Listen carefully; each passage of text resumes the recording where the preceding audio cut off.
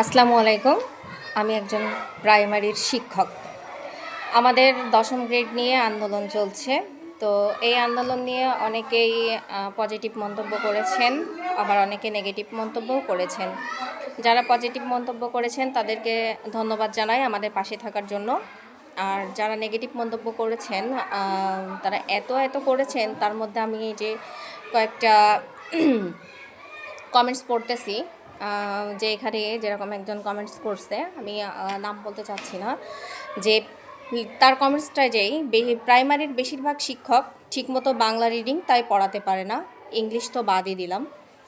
তারা আবার দশম গ্রেড নিতে আন্দোলন করে, কত আন্দোলন যে দেখবো আর বাবা, তার হয়তো কোথাও সমস্যা হচ্ছে। চাকরিতে জয়েন করার সময় দেখেনি? আচ্ছা, আবার বলছে হুদাই অশান্তি, সামনে ফাইনাল এক্সাম, পড়ালেখা বাদ দিয়া আজাইরা। আমাদের আন্দোলনটা তার কাছে আজাইরা মনে হয়েছে। আবার এখানে আরেকজন কমেন্ট করেছে যে একাধিক সরকারি ও বেসরকারি চাকরিতে নিয়োগপ্রাপ্ত হয়েও ছেড়ে দিয়েছি কারণ বেটার অপশন পেয়েছি, ইত্যাদি লিখছে। যে আমি আমার পছন্দ হয়নি প্রাইমারির চাকরি, তাই আমি সেখানে আমি অ্যাপ্লাই করার রুচিও আমার হয়নি। ঠিক আছে, 150 টাকা বেতন জেনে আপনি যে জয়েন করেছেন, তাহলে কেন আবার আন্দোলন, ইত্যাদি আর কি। তো যারা এই ধরনের কমেন্টস করেছে, আমি তাদের জ্ঞাতার্থে একটু বলতে চাই যে যারা এই যে বলছে প্রাইমারি বেশিরভাগ শিক্ষক ঠিকমতো বাংলা রিডিং পড়াতে পারেনি, আবার অনেকে লিখতেছে যে একাধিক বেটার অপশন পেয়েছি। তাহলে আমার প্রশ্ন হচ্ছে যে তারা যদি প্রাইমারিতে পড়লে তো তাদের বাংলা ইংলিশে অবশ্যই গ্যাপ থাকার কথা, তাহলে সে একাধিক চাকরির বেটার অপশনটা পেল কিভাবে? তাহলে সে চাকরিটাতে সে জয়েন করলো কিভাবে? এটা আমার প্রশ্ন। তার যদি বাংলা ইংলিশ প্রাইমারি শিক্ষক যদি রিডিং পড়াইতে না পারে, তাহলে তার ভিতটা মজবুত হইল কি করে, আর সে বেটার অপশনে যাওয়ার সুযোগটা পেল কি করে? লিখছে সামনে পরীক্ষা, তারা আজাইরা কাজ করতেছে। তো প্রাইমারি শিক্ষক যদি বাংলা ইংরেজি রিডিং পড়াতে নাই পারে, তাহলে স্কুল সামনে পরীক্ষা, স্কুলে ক্লাস হচ্ছে কি না হচ্ছে এটা দিয়ে আপনার তো কোনো দরকার নেই। আপনি আপনার বাচ্চাকে বাসায় পড়ান, কারণ স্কুলে পড়াইলেও যা, না পড়াইলেও তা।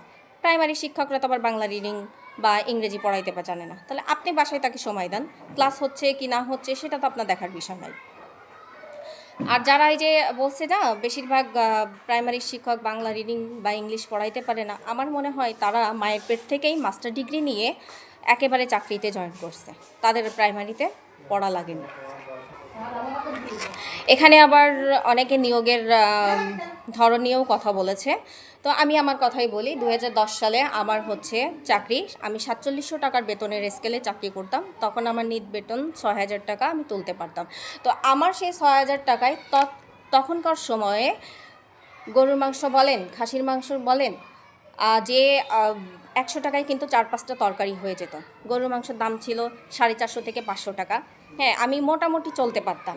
তাহলে আমার যদি এখন ওই 6000 টাকায়, আমি জেনে শুনে আসছি, হ্যাঁ ঠিক আছে, আপনাদের কথার প্রেক্ষিতেই বললাম যে আমি জেনে শুনে আসছি, ঠিক আছে, তাহলে কেন আমার বাজার দরটা স্থিতিশীল নেই? কেন আপনারা রাখতে পারেননি বাজার দরটা স্থিতিশীল?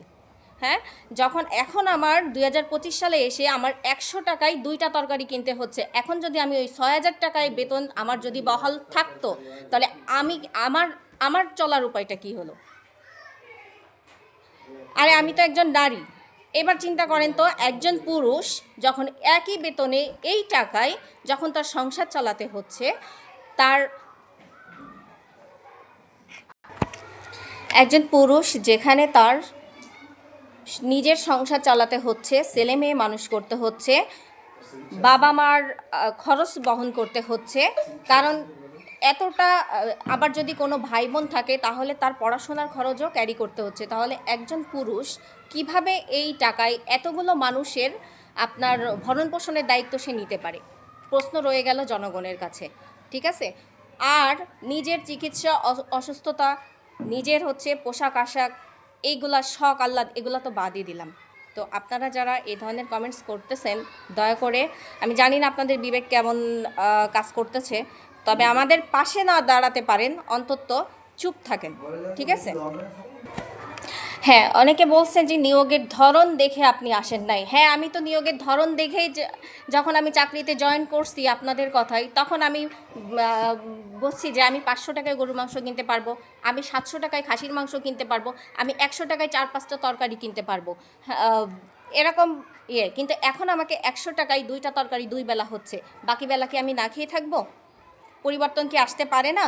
তো আমার যদি সেই বেতনেই দেখেই আমাকে যদি সেই বেতনেই থাকতে হয়, তাহলে আমার বাজার দরটা কেন এত বাড়তি? স্থিতিশীল নয় কেন? এই প্রশ্ন আমার আপনাদের কাছে, যারা নেগেটিভ কমেন্ট করতেছেন। যে কোনো চাকরিতেই পদোন্নতির ব্যবস্থা আছে, এটা আমরা সবাই জানি। কিন্তু নিয়োগের ধরন দেখে আপনি যখন নিয়োগ পেয়েছেন, আপনি যখন চাকরির অ্যাপ্লাই করছেন, হয়তো অফিস সহায়ক বা যে কোনো একটা পদবিতে দেখেই আপনি কিন্তু অ্যাপ্লিকেশন করছেন। তাহলে তো আপনার সেই পদবিতেই থাকা উচিত ছিল। আপনি বছরের পর বছর প্রমোশন পেয়ে পেয়ে উঠছেন, আমাদের সেই বছরের পর বছর একই জায়গায় অবস্থান করতে হচ্ছে।